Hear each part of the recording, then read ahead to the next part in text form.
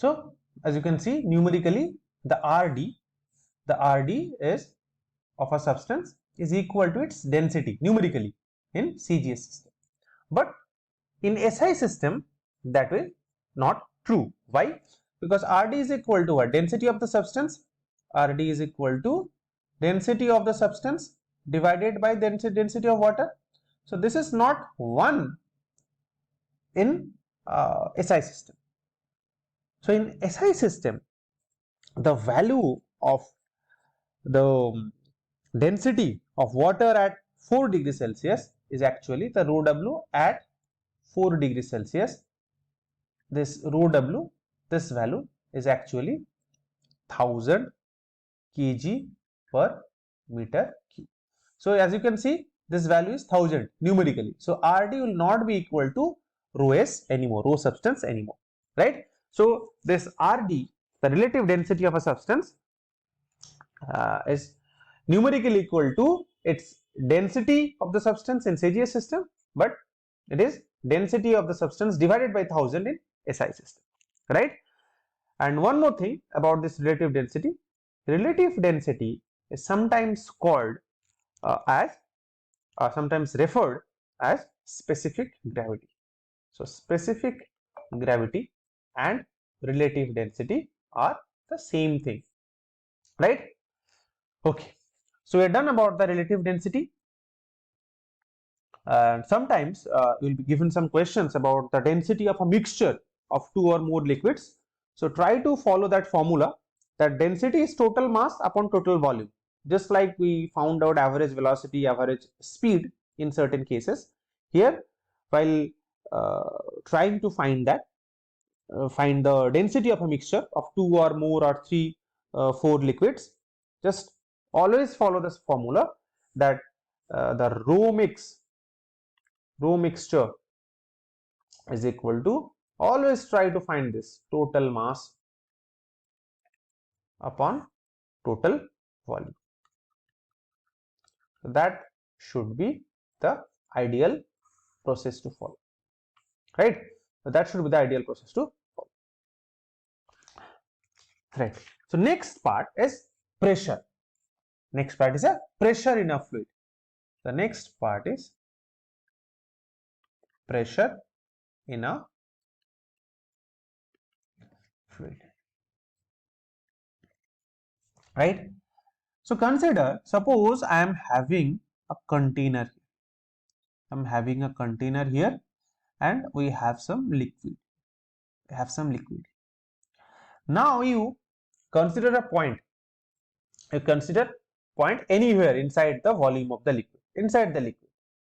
So let us say this point, this is some point A. This point is some point A. So the point A, imagine, now let us imagine a small area around it, a very small area around it. Let us say this area is delta S, very small area, delta S. Now this is the area. This should be in any orientation, right? But the only condition is that this delta S area should contain the point A. That is the only criteria. The delta S can be randomly oriented, but it must contain the point A. So if you consider the fluid on one side of the area, that is on this side of the area, let us say I'm just drawing this dotted line. So there are some fluids which is on this side, right, which is on this side of the surface. Let us say on this side of the surface, I'm just marking it, this side of the surface. And there are some liquids which is on this side of the surface, the pink portion and the green portion, right? So the fluid on the pink side, they are pressing the fluid on the other side, on the green side, and vice versa. the fluid on the green side is pressing the fluid on the pink side, right? So they are pressing each other, right? The fluid on one side of the area is pressing the fluid on the other side of the area, and vice versa. Both are happening simultaneously. Let us say the common magnitude of the forces, let us say this is pushing this with F amount of force, and this fluid is pushing the same amount of force, action reaction force. So let us say the common magnitude of the force be F, right? So how to define that? We define the pressure to be P is equal to limit delta S tends to 0 F upon delta S, that is dF ds, right? So your idea of pressure, the kind of definition that you went through in class 9 is somehow shattered, or you are facing, you are having some mixed reaction, that how is it happening, why am I doing this? You consider the factor that whenever I am having a surface, the forces should be perpendicular to it, right? If the force perpendicular is F perpendicular, then pressure on the surface should be force perpendicular upon area, right? So this is the definition that we have studied since our childhood.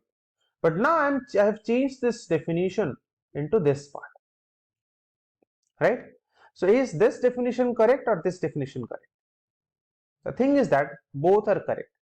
So you are defining this definition, you are defining this F perpendicular upon area, this definition for a pressure on a surface. You are having a surface, you are considering a surface, and you are measuring pressure upon that surface, then this definition is correct. But this definition has some limitation. What will happen if you consider a point inside the fluid and you will be asked to define the pressure on that point? If you are interested in defining pressure on a point, then things will be complicated. Why? Because while you will be imagining a point, there will be no surface associated with it, right? Because the point has no dimension, it has only its existence, only its position. So there will be no surface, so you will not be finding any surface to divide the perpendicular force. And if you have a point here, if you do not have any surface around it, how will you measure the forces which is perpendicular to it? So that is why we have adopted this definition. Why? We have considered a point here where the pressure of the fluid has to be measured, has to be defined. Then I have considered any random area, but that random area is infinitesimal. That random area is infinitesimal. Infinitesimal means smaller, very small. Either you can say very small. If I ask you how much small, very small does not mean anything. How much small? Smaller than, the same phrase that I keep on repeating, smaller than the smallest area that you can think of. Very small area. So the perpendicular forces, the question of having perpendicular forces only is being eliminated in this way. Why? Because if the surface is a point like, if the surface is a very point like thing, point like surfaces, suppose you have a point here, so all the forces will be perpendicular to it, because there is a point like surface. So if you have this much surface, then you can say this is your perpendicular force, this is your perpendicular force, but this force is not perpendicular force, that force is not a perpendicular force to it. But if you have a point here, then this force is perpendicular, this force is perpendicular, this force is perpendicular, all the forces are perpendicular. So that is why we have not mentioned any thing about being perpendicular or not perpendicular, because all the forces which are being considered here are perpendicular.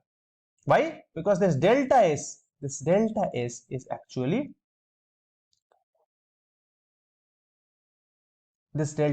what?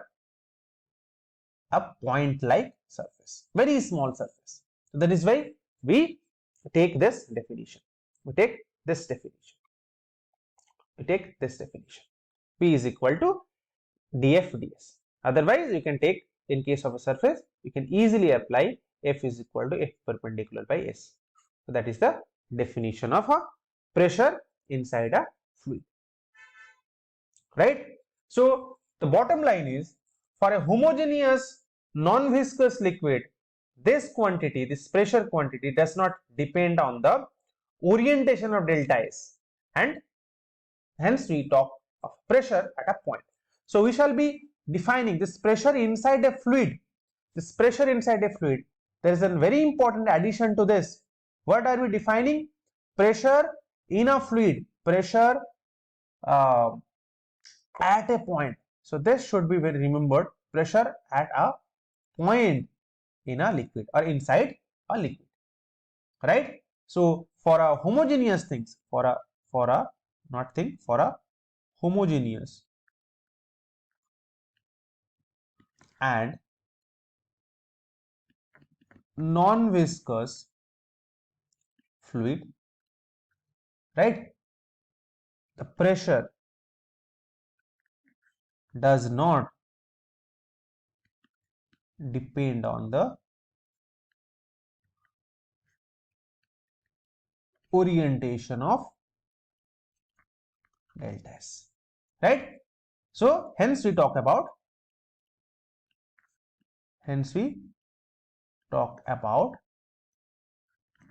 the pressure at a point inside the fluid, right? This is we are going to talk about, right? So now what are the units of pressure? Units of pressure.